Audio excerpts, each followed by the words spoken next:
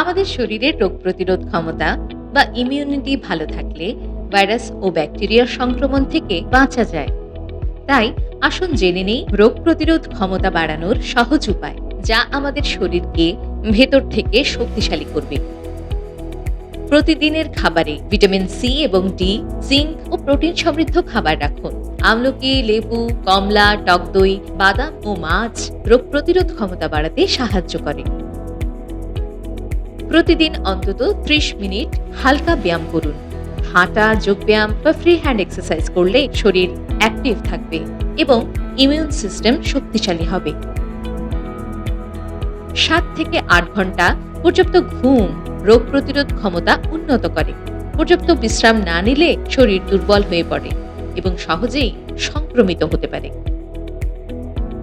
শরীর ডিটক্সিফাই করার জন্য প্রতিদিন 8 থেকে 10 গ্লাস পানি পান করা জরুরি। এটি দেহের কোষগুলিকে সহজ রাখে এবং সংক্রমণ প্রতিরোধে সহায়তা করে। অতিরিক্ত স্ট্রেস বা দুশ্চিন্তা ইমিউন সিস্টেম দুর্বল করে দিতে পারে। মেডিটেশন, গান শোনা বা বই পড়ার মাধ্যমে মানসিক চাপ কমান।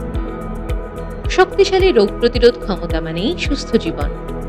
তাই সঠিক খাদ্যাভ্যাস, নিয়মিত ব্যায়াম, পর্যাপ্ত ঘুম ও মানসিক প্রশান্তি নিশ্চিত করুন। সুস্থ থাকুন, ভালো থাকুন।